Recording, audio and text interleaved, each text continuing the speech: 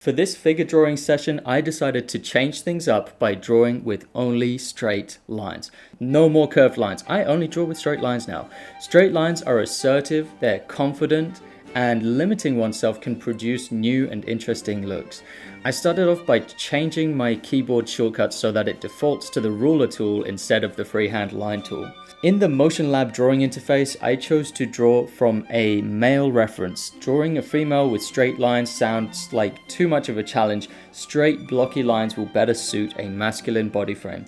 It automatically calculates the drawing time based on how long you want the poses to be shown for. Because I wasn't confident that this would be easy, I decided to set myself 5 minutes per pose, which ended up being more than what I needed. And the cool thing about the Motion Lab interface is that it only shows me the extreme poses in the reference footage, and it rolls on to the next image immediately after the countdown timer. So it was just a matter of putting this on my second monitor and following along for the keyframes.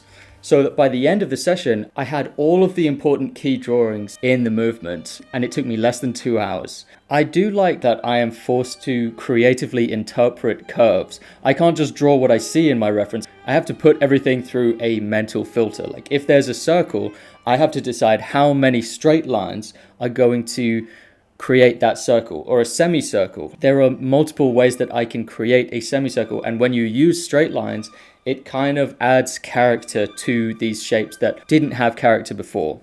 However, getting through the key poses, I found that the ruler tool in TV Paint was failing me. First of all, there was no pressure sensitivity, so the line weight was consistent through all the lines. Boring! But also, it would only draw the line after I had set the start and end point. This didn't feel very comfortable when I was drawing. Well, at least I gave it a try. After 6 or 7 key poses, I decided to trust in my freehand ability and trust myself with only drawing straight lines, even though it was freehand. I went back to the freehand brush and just made a conscious effort to draw the lines as straight as I could manage.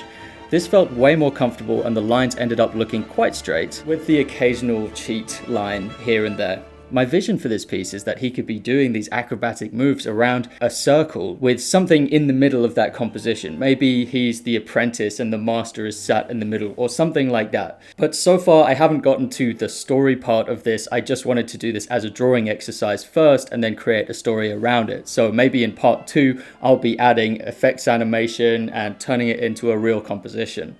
Well, here are the keyframes that were produced from the initial 2-hour life drawing session. That last roundhouse kick on the end is something that I improvised at the end that wasn't actually in the reference. I felt like I wanted to use that twisting energy that he had built up. It turned out to be the perfect thing to link the last poses back together with the first poses again. And that turned out to be a very nice happy accident because it closed the animation into a loop.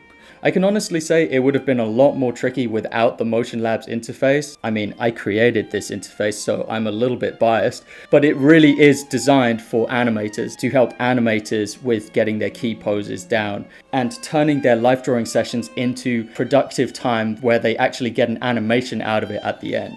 When I changed back to a freehand brush, it also changed the look of the line, so I went back over the original keyframes again with the freehand brush to make all of the lines look consistent.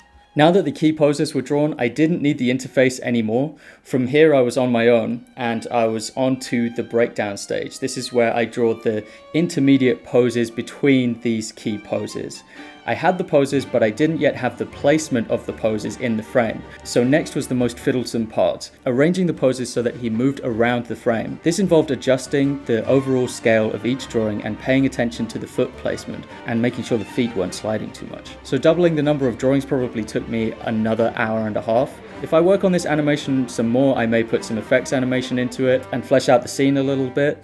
The movement is there, but I feel like there are some opportunities to add story elements in there. Drop a comment below if you have an idea for what I should do with this piece of movement. See you in the next video, in part 2.